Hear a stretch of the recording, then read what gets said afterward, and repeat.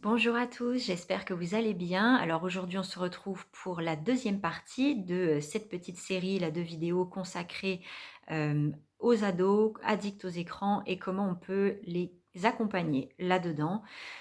Comment vous pouvez donc faire évoluer votre posture en tant qu'accompagnant, en tant que parent, en tant que responsable en fait d'ados. Et du coup, à partir de là, comment vous pouvez les accompagner là-dedans. Alors donc hier, je vous ai parlé de comment vous pouvez prendre le temps, voilà, de vous accueillir dans l'émotion que ça fait monter pour vous d'être face à un ado addict à un écran. Quel est l'inconfort qui est réveillé? En quoi c'est souffrant pour vous? Et à partir de là, prendre le temps, voilà, de prendre soin de vous, en fait, dans cet espace-là, de respirer, de vraiment le mettre en conscience, en lumière et surtout en reprendre la responsabilité, donc pour ne pas projeter la faute à l'extérieur. Donc reconnaître c'est quoi vos zones de fragilité, c'est quoi vos besoins, c'est quoi vos blessures qui sont réactivées en relation avec un ado qui est addict aux écrans. Donc ça, c'était vraiment le premier point. Aujourd'hui, on va observer les choses à un autre niveau. On n'est pas encore dans le passage à l'action, mais déjà le fait de pouvoir observer à un autre niveau dans l'équation. Donc une fois que vous avez vraiment mis en lumière les différentes émotions, c'est de voir quelles sont comment dire, les techniques, voilà, les techniques que vous avez essayé d'appliquer, donc en relation avec votre ado. Qu'est-ce que vous avez essayé de mettre en place? Quelles sont les différentes approches que vous avez pu tester, les mots que vous avez employés, les différents mécanismes en fait que vous avez essayé de mettre en place pour recadrer votre ado justement, pour l'accompagner au mieux bien sûr, mais du coup dans cette optique de recadrer vu que là c'est le thème de cette semaine. Du coup, c'est de vraiment observer, justement tout ce que vous avez mis en lumière comme émotion, comme blessure, comme souffrance. À partir de là, c'est de voir qu'est-ce que ça vous a amené à mettre en place comme comportement, qu'est-ce que ça vous a amené à, utiliser comme mots, comme vocabulaire avec votre enfant? Quelles sont les réactions que vous avez eues en relation avec cet ado aussi? C'est, je dirais, c'est vraiment important d'être très clair sur la mécanique que vous avez mise en place, maintenant que vous savez sur quoi elle s'appuie en fait. Donc vous savez que votre mécanique s'appuie sur vos inconforts et donc à partir de là, il y a plein de comportements qui se mettent en place, qui sont, donc pour essayer en fait de calmer votre inconfort, hein, c'est vraiment on revient là-dessus. Tout ce que vous mettez en place, c'est pour calmer votre inconfort, mais pas pour prendre soin de votre ado. Donc c'est super important justement de voir ça, de pouvoir, je dirais, vraiment être très clair sur ce que vous avez pu mettre en place. Donc, je dirais, certains accompagnants réagissent avec beaucoup de colère, par exemple. Donc, puisque hier on parlait de colère, ça peut être la première réaction à chaud. Ça peut être vraiment une crise, une colère, du coup, un vocabulaire très fort, un ton de voix très fort. Ça peut être quelque chose qui peut même être, violent, en fait. Déjà, c'est violent pour soi à vivre quand on est en colère. Ça peut être violent aussi pour l'autre de le recevoir. On peut très bien être dans cette réaction impulsive. On peut aussi être très rationnel. Je parlais hier du fait que rationnellement, ça s'explique bien, hein, pourquoi le fait d'être addict aux écrans, c'est pas forcément une habitude qui est très saine. On peut très bien réagir aussi de façon rationnelle, du coup chercher à tout prix à expliquer à l'ado pourquoi ce n'est pas une habitude saine pour le persuader de se comporter différemment. Quand on est dans le rationnel, on n'a aucun impact émotionnel sur l'autre en fait, hein. C'est important d'avoir conscience de ça. C'est, logiquement OK, il y a un sens, mais c'est avant toute chose, en fait, c'est émotionnel. Créer du lien avec l'autre, c'est émotionnel. Impacter l'autre, c'est toucher le toucher au niveau émotionnel et prendre soin de sa relation avec quelqu'un, c'est pareil, c'est prendre soin des émotions qui sont déclenchées de part et d'autre dans la relation et en particulier, du coup, quand il s'agit d'addiction, à savoir qu'on n'est pas addict à, une substance ou, à un écran en soi. On est addict à la sensation qu'on ressent, à l'émotion peut-être qui est présente quand on consomme l'objet de notre addiction. On est addict à la sensation. Et du coup, si vous parlez à un ado sur un plan rationnel, logique, vous n'êtes pas du tout dans le vocabulaire des sensations et des émotions. Donc, ça sert à rien en fait. Ça ne l'impactera pas, ça ne le touchera pas. Parce que lui, ce qui lui parle, c'est la sensation qu'il vit avec son écran. Ça, c'est un point important. Du coup, si vous êtes dans un vocabulaire émotionnel, là déjà, vous êtes plus susceptible de l'impacter. Mais potentiellement, ça peut être très destructeur dans la relation. Comme je disais, par exemple, une réaction de colère violente, ça peut être très destructeur et pas du tout constructif finalement dans la relation. On peut aussi, on peut réagir donc avec colère parce qu'on a peur, ça c'est une chose. On peut aussi réagir avec impuissance et dans ce cas-là, se retrouver démuni, peut-être la sensation d'effondrement à l'intérieur, les bras qui tombent, l'accablement, et du coup, là, on n'arrive plus à aller vers l'autre, on n'arrive plus à créer du lien, on n'arrive plus à dialoguer, on n'arrive même plus à argumenter. Il n'y a plus rien qui sort parce qu'on se sent juste complètement impuissant et démuni. Ça, c'est une autre réaction.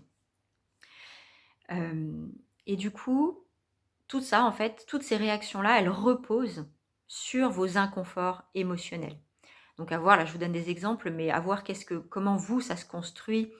Même quand vous essayez de recadrer votre ado, peut-être que vous essayez de lui donner des horaires aussi. Ça, c'est un autre mécanisme qui est concret. Celui-là, il est concret. C'est pas du rationnel, c'est pas de l'émotionnel, c'est du concret. On pose un cadre horaire, on pose des limites, on pose une structure.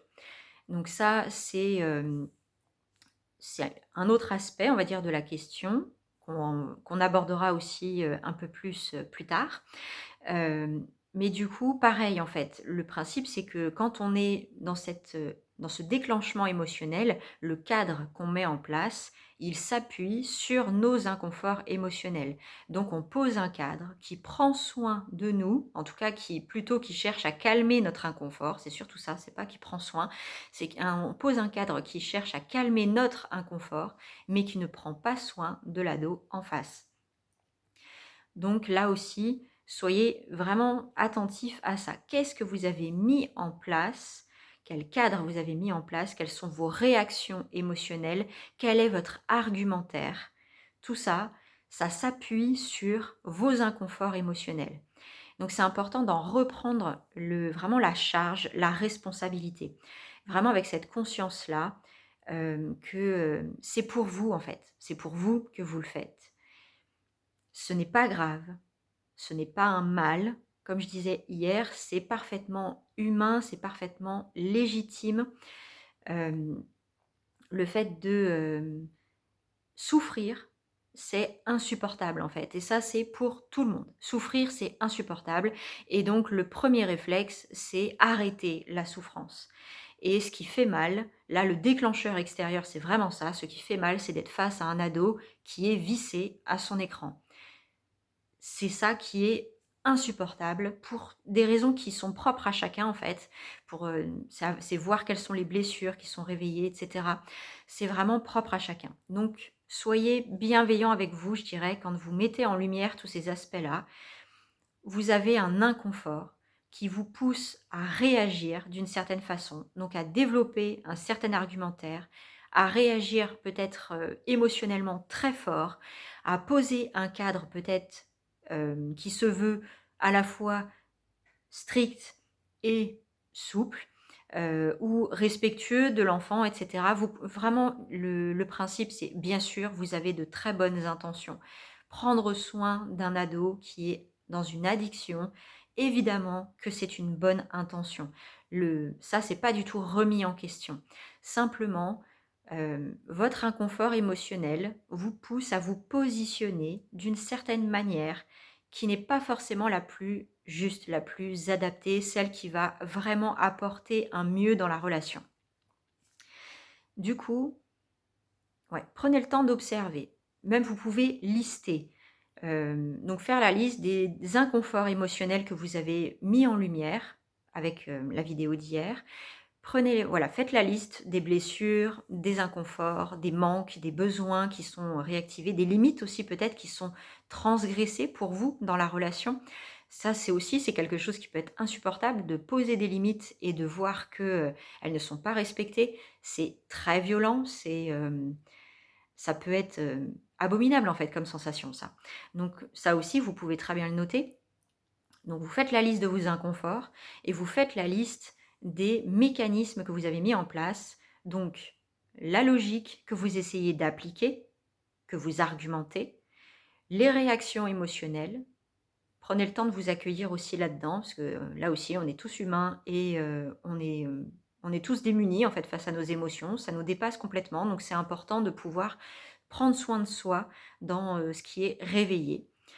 Et si vous ne vivez pas, si vous n'avez pas la sensation de vivre une émotion particulière, parce que ça aussi, ça arrive, si vous n'avez pas la sensation d'être dans des réactions émotionnelles, dans ce cas-là, c'est que l'émotion, elle est vraiment intériorisée. Et donc, prenez le temps de vous accueillir dans le fait qu'il n'y a rien, dans ce vide-là, il n'y a pas de réaction émotionnelle. Prenez le temps aussi de vous accueillir là. Si vous n'avez pas d'idée, pas d'argumentaire, comme je disais, quand on se sent démuni, on peut avoir vraiment l'esprit vide. Là aussi, accueillez-vous si vous voyez que il n'y a rien là qui se passe au niveau argumentaire. Très bien. Accueillez le vide là aussi, prenez le temps de respirer avec. Et voyez aussi donc quel est le cadre que vous essayez de poser. Et vraiment avec cette conscience-là que vous le faites pour éviter votre propre inconfort. C'est la priorité, c'est ça. C'est calmer votre propre inconfort. Et je vous invite vraiment à faire ça. Ça, je le précise, je vous invite vraiment à faire ça parce que donc, je parlais du fait d'avoir une posture d'adulte responsable. Et la base de la responsabilité, c'est ça, c'est de savoir qu'est-ce qui nous habite, c'est quoi les émotions qui nous traversent, les pensées, les blessures qui font partie de nous, les structures, les schémas, etc. Tout ça, c'est notre univers à nous. Et on a tous fortement tendance à essayer de projeter ça à l'extérieur. Donc c'est important de se le réapproprier pour justement le faire évoluer, le transformer, en prendre soin, en faire quelque chose de meilleur pour soi et pour nos relations. Donc être un adulte responsable, c'est vraiment ça, c'est de prendre ce temps de je reconnais ce qui m'appartient, là en l'occurrence dans la relation avec mon ado, je reconnais ce qui m'appartient, je reconnais que j'ai mis en place toutes sortes de mécanismes qui visent, moi, à gérer mon état émotionnel. Et donc, à partir de là, je m'accueille là-dedans et je prends le temps aussi de m'accueillir avec bienveillance, de me pardonner aussi si ça fait remonter des culpabilités. C'est vraiment avec cette conscience-là, on est tous humains, on fait de notre mieux. Et prendre conscience de ces mécanismes, c'est la base pour les faire évoluer et faire quelque chose de mieux. Donc si vous êtes là aujourd'hui, vous êtes sur la bonne voie. Donc vraiment, prenez ce temps pour vous voir là où vous en êtes, vous voir dans ce que vous avez créé dans la relation avec votre ado. Vous pouvez même lister les réactions de votre ado d'ailleurs, je pense à ça. Quand vous développez votre argumentaire, quand vous réagissez émotionnellement, quand vous posez votre cadre dans la relation avec votre ado, comment est-ce qu'il réagit? Il ou elle réagit. Parce que ça aussi, ça vous montre l'impact de vos émotions, de votre inconfort émotionnel, l'impact que ça a dans la relation.